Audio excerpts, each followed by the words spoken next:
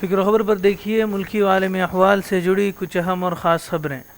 ملک میں گزشتہ 24 گھنٹوں کے دوران کرونا وائرس کووڈ-19 کے 1076 نئے کیسز درج کیے جانے کے ساتھ ہی متاثرین کی تعداد 11,000 سے تجاوز کر گئی ہے، اور اسی دوران اس وبا سے مزید 38 افراد کی موت ہونے سے ہلاک شدگان کی تعداد 377 تک پہنچ گئی ہے۔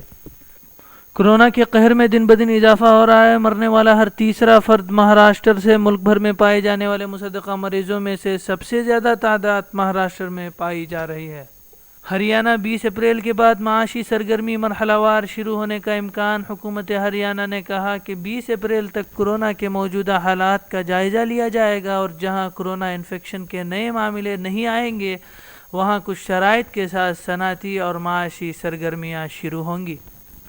لاک ڈاؤن 2 سے معیشت کو بھاری نقصان یقینی، جی ڈی پی شرح کے صفر ہونے کا امکان۔ برطانوی بروکریج ایجنسی بارکلیز نے ہندوستان میں 3 مئی تک لاک ڈاؤن میں توسیع کے سبب ملک کی معیشت کو 17,87,000 کروڑ روپے کے نقصان اور جی ڈی پی شرح کے صفر ہو جانے کا امکان ظاہر کیا ہے۔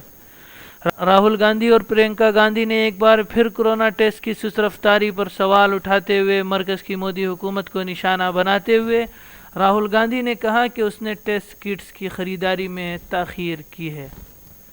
لاک ڈاؤن کے علاوہ کورونا کو شکست دینے کی حکمت عملی پر مودی آخر کیوں خاموش؟ کانگریس کے ترجمان منیش تیواری نے کہا کہ حکومت کو بتانا چاہیے کہ گزشتہ 21 دن میں ٹیسٹنگ صلاحیت کتنی بڑھائی گئی ہے اور آگے کی جانچ کو لے کر اس کی کیا حکمت عملی ہے۔ انہوں نے مزید کہا کہ اس وبا کے خلاف کوئی دوا نہیں ہے اور سماجی فاصلے ہی بچاؤ کا واحد طریقہ ہے۔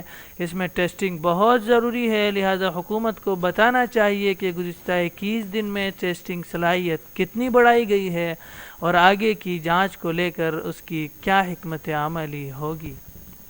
چلو گھر کی اور مہم چلا کر ممبئی میں مہاجر مزدوروں کو مشتعل کرنے والا گرفتار۔ ممبئی میں منگل کے روز مہاجر مزدوروں کو جمع ہونے کے لیے اکسانے والے ایک شخص کو گرفتار کر لیا ہے۔ یہ شخص لوگوں کو گمراہ کرنے کے لیے مہم چلا رہا تھا۔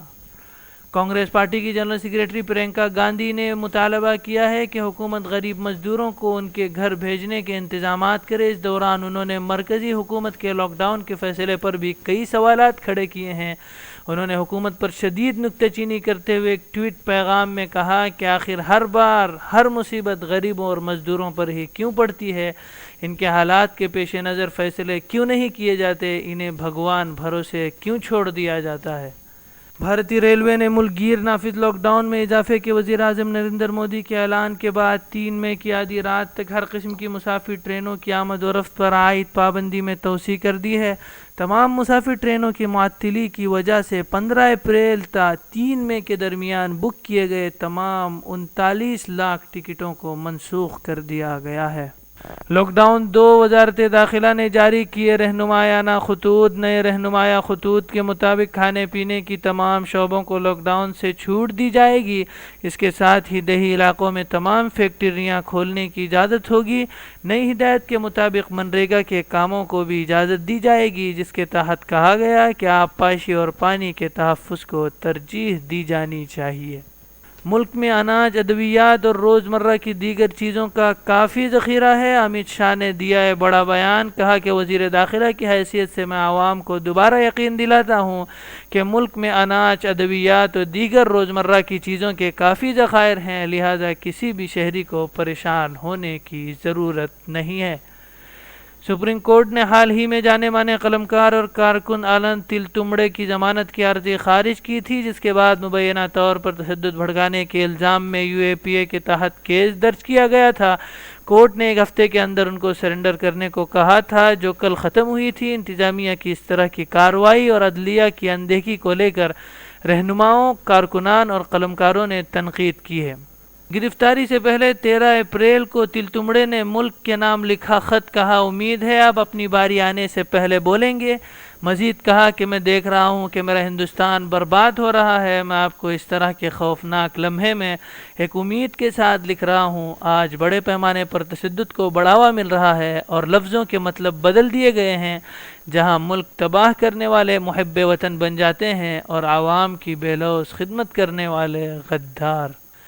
قومی دارالحکومت دہلی میں واقع تبلیغی مرکز نظام الدین میں متعدد افراد کے اجتماع کے معاملے میں مرکز کے امیر مولانا سعد پر درج FIR میں کرائم برانچ نے دفعہ 304 بھی لگا دی ہے۔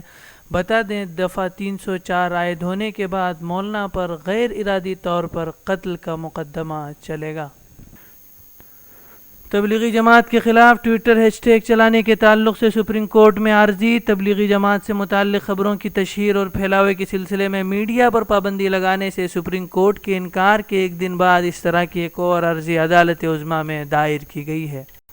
کورونا سے نمٹنے کے لیے الگ الگ ممالک میں 70 ویکسین پر ہو رہا ہے تجربہ۔ عالمی صحت ادارہ WHO کا بڑا بیان۔ اوزون سطح میں بن گیا 10 لاکھ کلومیٹر کا سوراخ، کئی ممالک خطرے میں۔ سائنسدانوں کا کہنا ہے کہ اوزون کی سطح میں سوراخ مارچ کے وسط میں پڑا ہے اور اس کی وجہ یہ ہے کہ اس مرتبہ ٹھنڈ زیادہ پڑی ہے۔ اس سوراخ کی وجہ سے یورپ کے شمالی علاقوں کو آئندہ دنوں میں خطرہ ہو سکتا ہے۔